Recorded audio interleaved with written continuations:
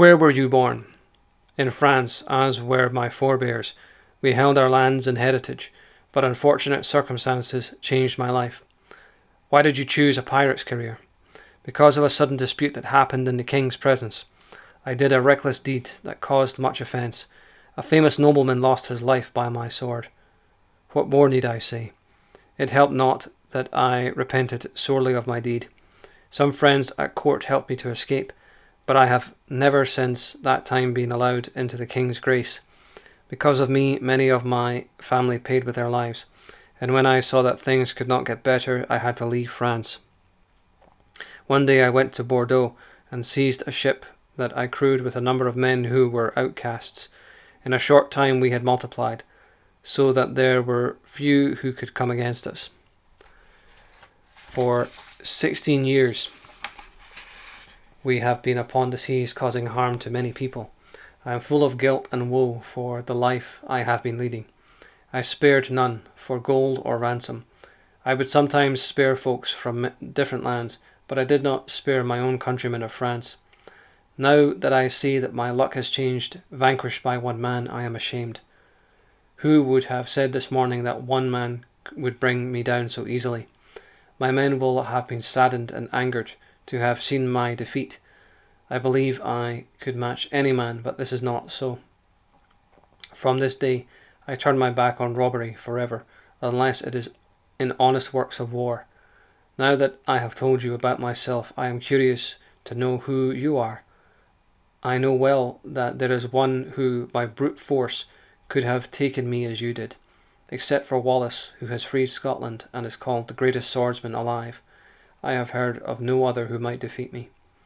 Wallace smiled and said, Friend, it may be that Scotland has secretly hidden many more like him. What is your name? Identify yourself. I am Thomas of Longueville. You state your name with pride, and today we will make a fresh start.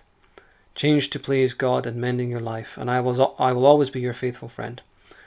I will soon tell you my name, but you must not mourn your defeat.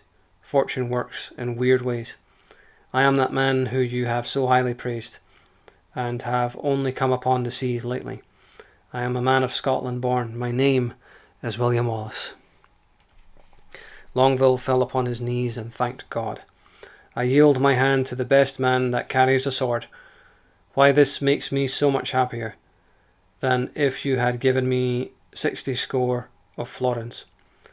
Seeing as you are here through chance, I will make it my purpose, when I meet your king, to ask him the reward of granting you his peace.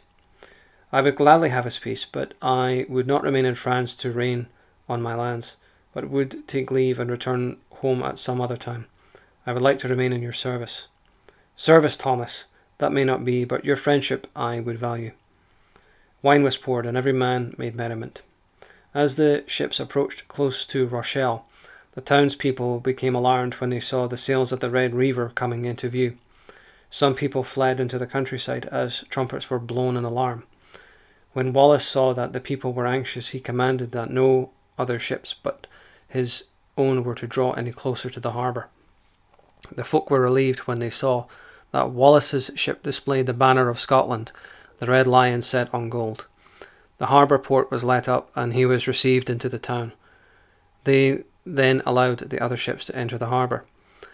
Only a few of the townspeople knew who the Scotsman Wallace was, but the others recognised him for a man of noble bearing and honoured him as they saw fit over the next few days. Wallace called all of Thomas's sailors together before he left with his men to see the king. He commanded them to remain there on the coast until he could gain an amnesty for them. Be honest in your dealings while I am gone, and pay for all that you may need. Live on your own until I send news. Go sell your ships and become men of peace. Your captain shall go with me to the king. Through the help of God, I will be his guarantor. It is a good time to cease from wickedness. You've just got to love the diplomatic skills and the leadership of Wallace in this situation, you know. I mean, these are men who are born in another country, from another culture, and he just commands them as if he himself were a king. You know, Wallace deserves to be thought of as King of Scots, because truth be told, he was for a single day. and he conducts himself far more kingly than King Edward ever did. Wallace had Thomas dress in the manner of his own men, so that no one would recognise him. He had manly features and was facially more like a Scot than a Frenchman. I don't know what was meant by that, by the way. He spoke no English and was therefore more guarded with his tongue. As long as he only spoke in Latin, he might pass for a Scot. Thus they travelled to Paris. Well, I kind of doubt that, because accents are still a thing, but anyway. Tidings were brought to the king that Wallace approached. The king was desirous of seeing Wallace so much that he ceased all other things and waited in a garden to receive his guest. Wallace and the men were brought into his presence. With a courtesy befitting a royal, all 52 of them knelt down before the King of France. They addressed him in a good manner of speech, saluting him as a most renowned royal. The Queen arrived with her ladies. She had heard so much of Wallace that she was curious to see him. What more need I say of courtesy? They laid a table of the best meats and invited all to partake. Soon after dinner the king went to his parlour with his lords, Wallace and the others. The king asked Wallace to tell him of his adventures in wars and his governance of armies. He answered all of the king's questions in the minutest detail in the Latin tongue, satisfying all of the king's curiosity. Then the king asked him if he had encountered any pirates on his journey. The king had in mind the Red Reiver and marvelled that Wallace had passed unscathed.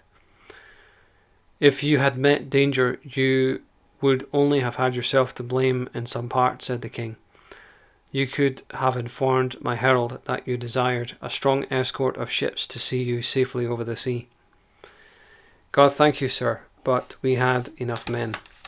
Brave men may pass and see no danger. A small number of seasoned fighters may defend well against bigger odds. Well, that pretty much defines Wallace's entire career. Wallace, you amaze me.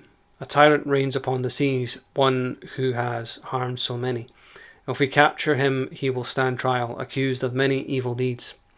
He is a native of this land who does his greatest harm against his own people. Thomas began to shake with fear, and his face grew pale as he heard the king recount many of his evil deeds. Wallace saw Thomas's discomfort, but pretended not to notice. Believe me, your highness, we found none in the art of piracy that proffered us such unkindliness. But, with your leave, I ask in all intimacy, do you believe you would recognise the man on sight? It is a long time since I saw him, but to speak of him is a waste of time. If we do not capture him, more good men will be murdered. I have brought with me here good stout men of Scotland. Which one of them would you say is most like the Reiver? The king walked among Wallace's men, inspecting each one. That largest man standing at your side is most like him. Wallace fell upon his knees. O royal king of high honour and grace, I will not weary you with wasted words. I will now say something for my own advantage. Our homeland has been crushed in a war waged by Englishmen who have done us so much hurt. They slew our elders, destroying our righteous blood. They robbed our land of gold and other goods. We are here in might and royalty.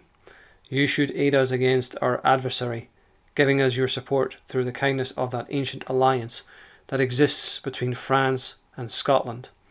As I have come here to please you, I ask of your kindness a special favour. Wallace, what do you crave, gold or land? Ask what you wish. So you will grant me whatever I choose? Whatever you ask for in all France you shall have, except for my wife and my crown. Wallace thanked the king for his kindness. My only reward shall be asking of your grace peace to this man I have brought with me by a strange chance. I wish for no other gift from France. This same man is he of whom you spoke, Thomas de Longueville. You wished him to be captured and slain, but I now present him at your court to be granted pardon, and to be once more in your peace. The king marvelled, and looking at the man more carefully, he saw that it was indeed Thomas de Longueville.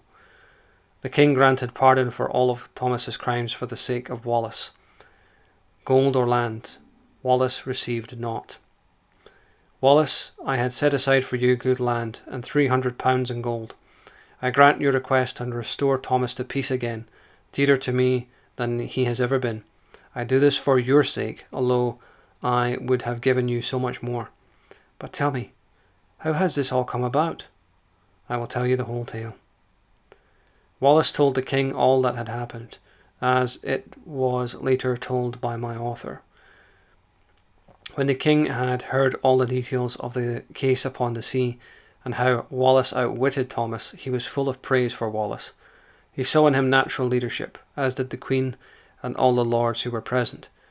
Wallace purchased peace for all the 1,500 men who had been left waiting at Rochelle.